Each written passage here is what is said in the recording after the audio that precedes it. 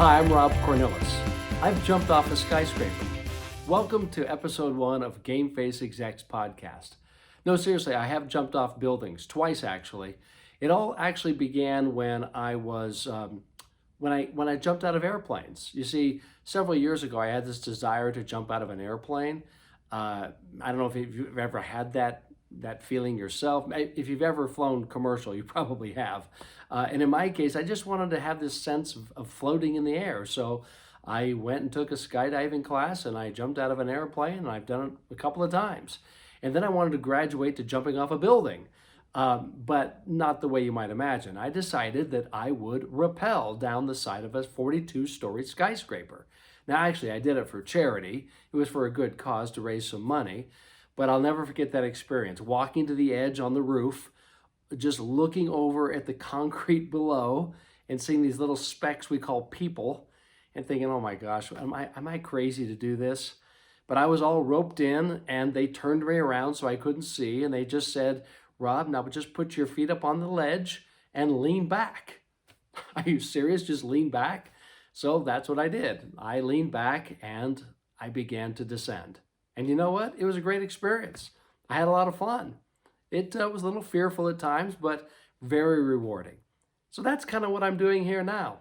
I've decided to start a podcast. I'm just going to kind of lean back and see what happens. Now, I don't think I'm going to put you in danger. We're going to have a lot of fun. We're going to learn a lot together through Game Face Execs podcast.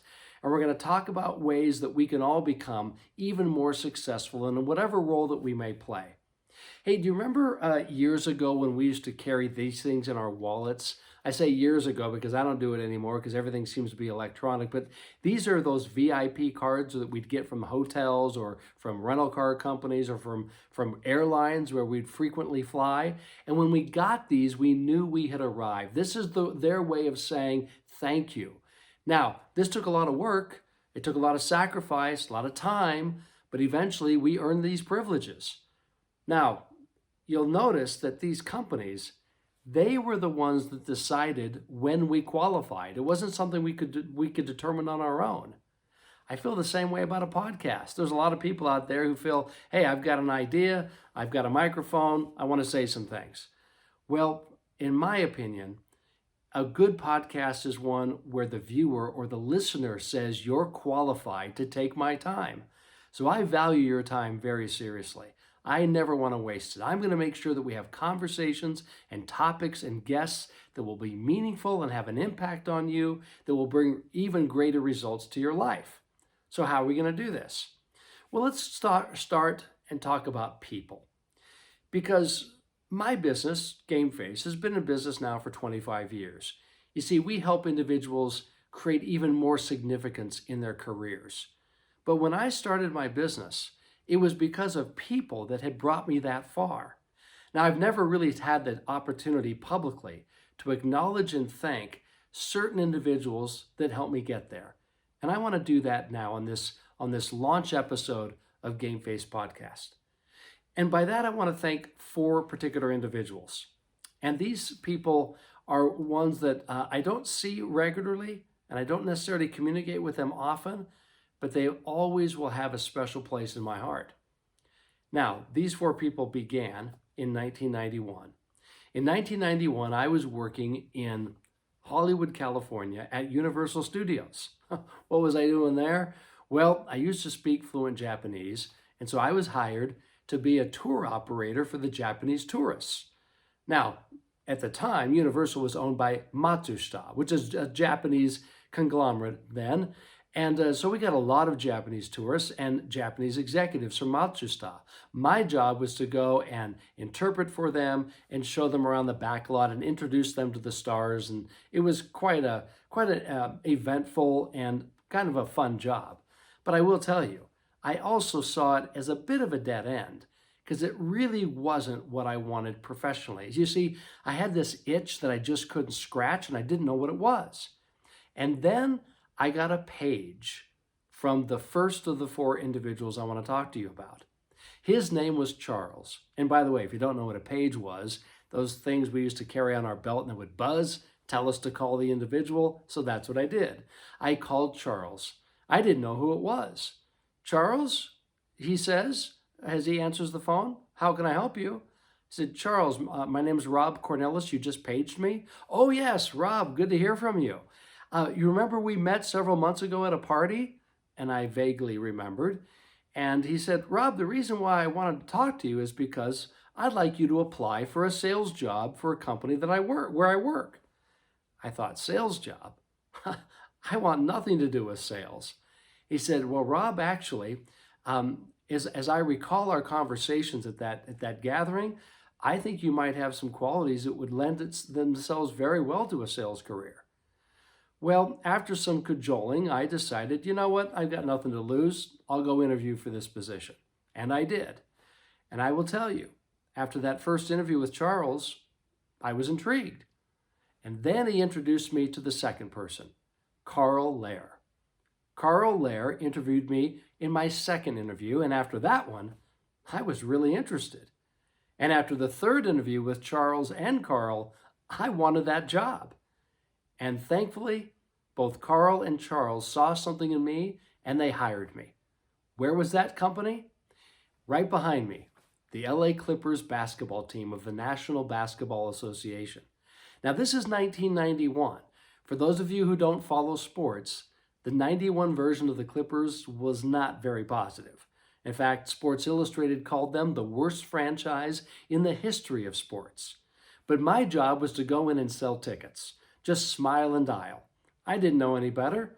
And though I didn't really ever want to be a salesperson, I figured, well, what the heck, this will be fun. I'll see some free games. If it doesn't work out, I'll go back to Universal. Well, as it turns out, the first several weeks were very difficult. I struggled mightily, and I couldn't really figure out how to be successful. Meanwhile, my wife Allison and I are living in an apartment off Melrose Avenue. It was a complex of 32 apartment units, 31 of which were vacant when we lived there. Why? Because the building had been condemned by the city, and they were about to tear it down and build a new high-rise in its place. But the landlord felt sorry for me and Allison because she was 8 months pregnant and I was a commission-only salesperson for the LA Clippers basketball team. Well, we stayed until we could finally move out. Why? Because I was able to learn how to sell. And when I say that, it wasn't because I came across some ploy to trick people or to deceive them into buying a product they didn't want, but rather I was able to learn a way to get people the results they desire through my product. And all of that story is told in the book, The Sales Game Changer. So after having some success with the Clippers, they promoted me. And I was really enjoying my job. I was making better money than I ever had, enjoying a position of responsibility. But I will tell you, I started to get an itch of, again, wanting to get more because my wife and I were looking to grow our family. We wanted to move into a house, but to do so would only extend my commute further in order to find a home that we could afford.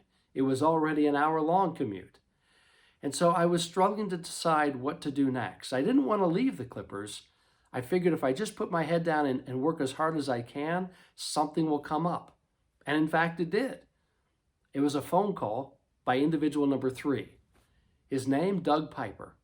You see, Doug worked along with a gentleman by the name of individual number 4, John Spoelstra. They were business partners in a firm that they called SRO Partners. Now, this was a prominent firm in the sports industry at that time, and John Spoelstra happened to be and still is a guru in sports marketing. He wrote the book on how to fill up a building. And so for John and Doug to call me was almost like a surrealistic experience. So what happened was they had heard about my work at the Clippers. And they asked me if I would be interested in interviewing for a position with their young firm, and I would be the 3rd member of the firm. Well, I was so excited at the proposition. In fact, I was shaking when they were talking to me on the phone. They flew me up to Portland, Oregon, where they were located. And after half a day with them, I was offered the position. It didn't take long for me and Allison to decide this is what we wanted to do.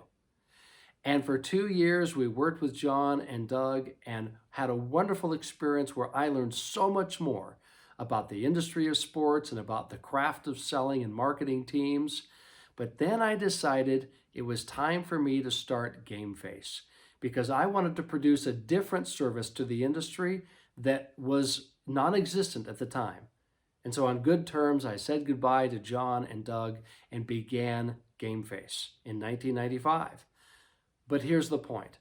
I could not have made that career move, and Game Face could not be what it has become, hopefully a great contributor to people's careers and livelihoods, if I had not won the trust and if not Charles and Carl and Doug and John seen something in me that gave them a sense of hope and optimism that this guy can do something to contribute to our company. I didn't see it, but they did. And I'm forever grateful for them for trusting me and for giving me that shot. You know, Tim McGraw says in his famous song, we should all be humble and kind. And that's what I found from Charles and Carl and Doug and John. And I hope to pass that on. And I hope all of us will. But there are 3 other characteristics that I have found to be universal about those people who wear their game face in whatever they do. I'd like to share with you 3 stories that really personify these characteristics. And the first characteristic is that of humility. Now, I experienced this, I observed it in an individual who I never expected would possess it. You see, in 2008, while living in Portland, Oregon, I got a phone call from an individual who was related to a political campaign. He was working for a gentleman who was running for president of the United States. And he called me and said, Rob, are you free tomorrow and the next day? Now, I'm running my company and I'm not really free, but I was intrigued. And I said, what do you mean? He said, well, our candidate is coming into Portland. He's going to be spending about 24 hours there. I was wondering, would you be interested and willing in driving him around Portland to his various events and meetings? Well, I thought this would be intriguing, right? This would be interesting. So I said, sure, I'd be happy to. And so I did. So they picked me because I had a Suburban, I guess. It was a black Suburban at that. And so at the appointed time, I was able to drive my Suburban out on the tarmac of the Portland International Airport. And I picked up the candidate who had just arrived in his private jet with his entourage. The candidate, Mitt Romney. Now, as you know, Mitt Romney was running for president in 2008 and later in 2012. And he had just completed his term as the governor of Massachusetts. Previous to all of that, he was also the chairman of the Salt Lake Olympic Committee, essentially saved the Salt Lake Winter Olympics because of his leadership. So it was a real privilege for me to be able to pick him up and drive him around in my car. Now, as I opened the door to my Suburban, I noticed that there was a lot of luggage on the tarmac being emptied out of the airplane. So I ran over to grab the luggage and put it in the back of my car. And I happened to grab Mitt's suitcase and his suit bag. And he put his hand on mine and said, oh, no. You don't need to do that. I'll take care of my own luggage. I said, oh, I insist, sir. He goes, no. Please, I just appreciate you being here and taking care of us. So we got in the car and we began driving into downtown Portland. And all through that drive, guess what was happening? Mitt was actually talking to me. Rather than talking to all of his aides who were in the car with us on their phones and talking among themselves, he was just asking questions about me, showing interest in me. He asked me about my family, asked me about my car, asked me about my business and what we do. And I felt that I had actually picked up a friend at the airport. This continued throughout the day and into that night when I drove them to their hotel. And then I picked them up the next morning, and he continued to show interest in me, asking me again about my family, asking me again about my employees and my work, talking about other topics that were of interest to both of us. And finally, after 24 hours, I returned them to the airport, and I was amazed at the humility of this man who was running for the most prominent, most influential position in the entire world. Now, juxtapose that to what happened next. I immediately went from the airport to the office of a prominent Portland area business to meet with their middle management about a possible relationship with our company, Game Face. And as I arrived, they escorted me to the conference room, and I noticed, according to my watch, that the people that I was to meet with, they were late. About 5 minutes, about 10 minutes, 15 minutes passes, and still no one has entered the room. 30 minutes after our appointed time, they finally arrive, at least 2 of the 3 of them. And they mildly apologize to me for being late. They tell me how busy they are and how important their job is. And they essentially said, "So, what do you got?" And I felt as though I was an imposition. I felt as though I wasn't good enough to be in their presence. Eventually, the 3rd person entered the room, and within 10 minutes, they had to excuse themselves because they, quote, had to get to a dental appointment. This was such a strange and disappointing experience. Again, compare it to what I had just gone through with a candidate for President of the United States. Put aside his politics and policy, that's not material right now. It's the personality of the individual, the characteristic of humility. He made me feel welcome. He made me feel that I mattered. Whereas these other people, these lower level people, if you will, they acted as though I was fortunate to be in their presence.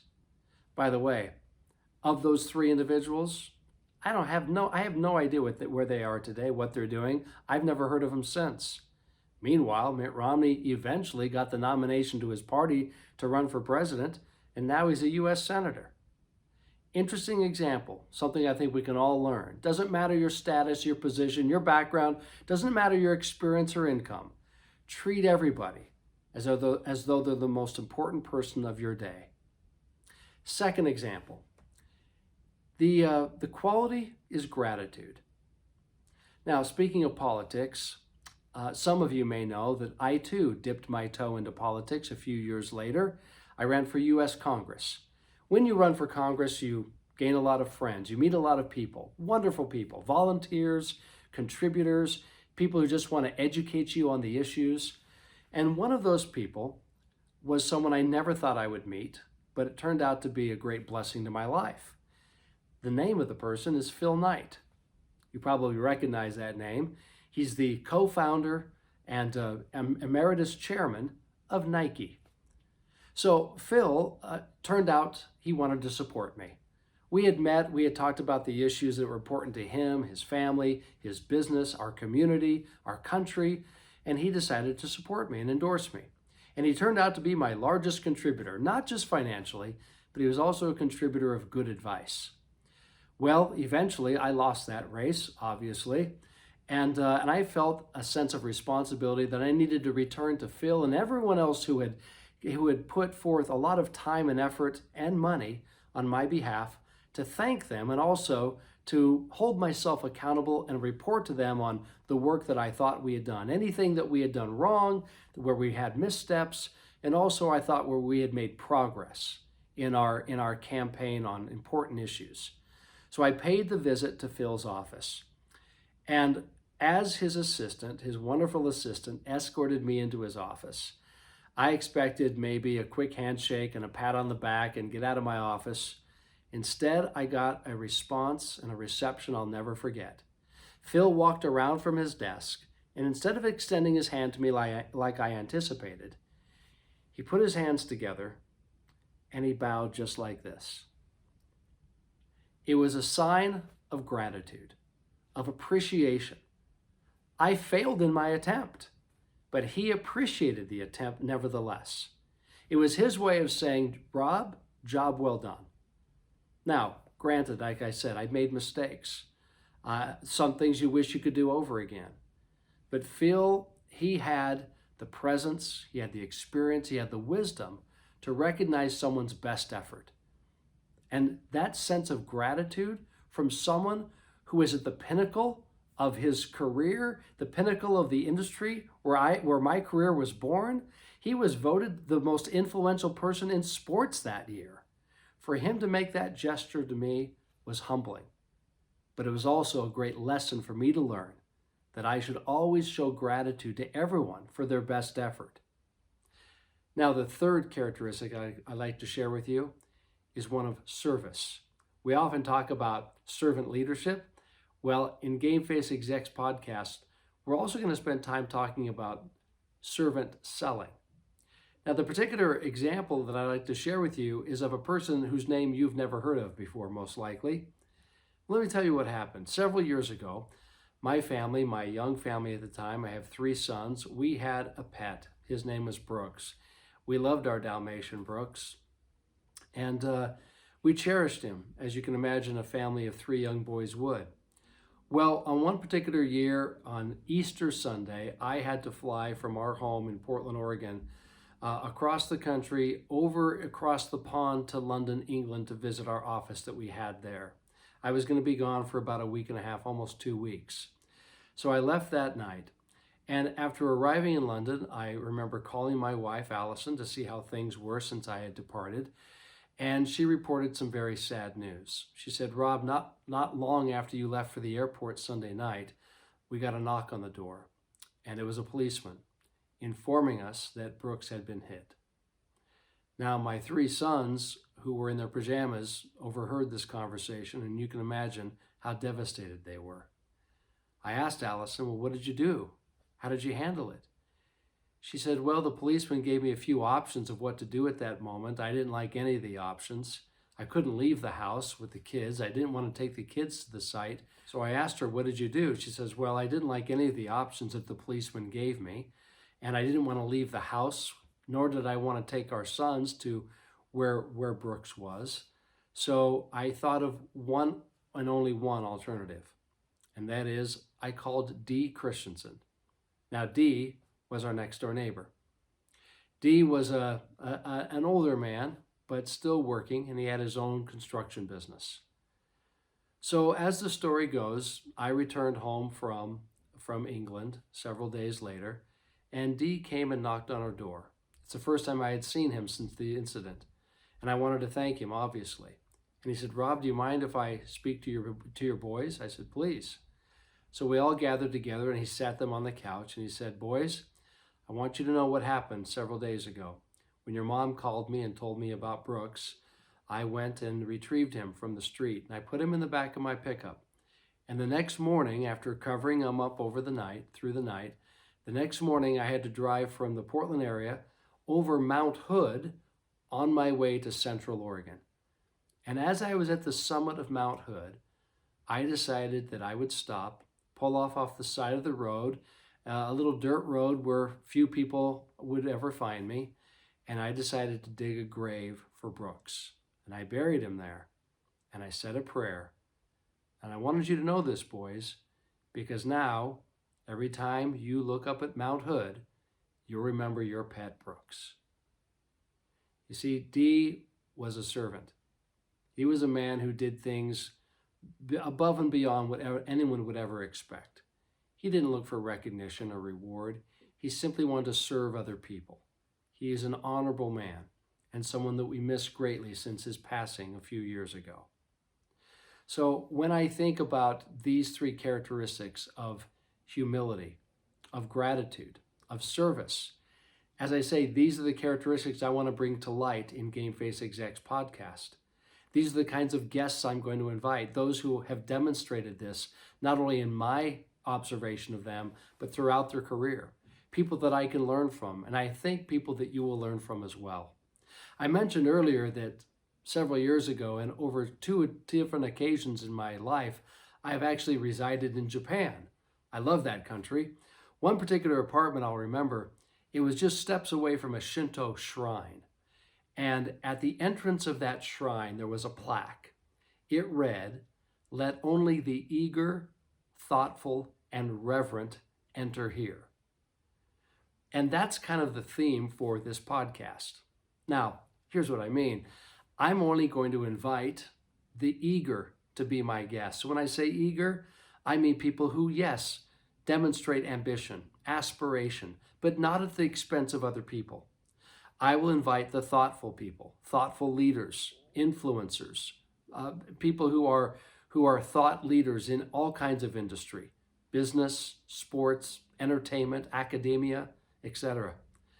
And I will also be inviting and asking people who have a sense of reverence to join us. Now, when I say reverence, I don't mean spirituality in this case, because you should know that the same word for reverent in Japanese is also the word for respect. These are people who respect others. These are people who respect their position. They respect their industry. They respect their competition. And yes, they respect their craft and the stewardship that they carry to it. And because you know my background is in sales, they also respect sales the way it should be done. In fact, I'd like to share with you something that an author wrote. His name is Terrence Olson. He said, respect is an expression of our sense of universal brotherhood or sisterhood, a testimony of our membership in the human family. So in times like this, when we need to feel more a sense of family and togetherness and unity, you're going to find messages on Game Face Execs that I think will bring us together. We'll find common ground. We'll find areas that we all aspire to become and positions that we all want to emulate and the kind of people that are universal role models. So I thank you for joining me on this launch episode of Game Face Execs podcast. As I say, we're going to have some fantastic guests. And I'm pleased to announce that our first guest appearing next week in episode 2 is Stephen M.R. Covey, world-renowned lecturer, best-selling author of The Speed of Trust.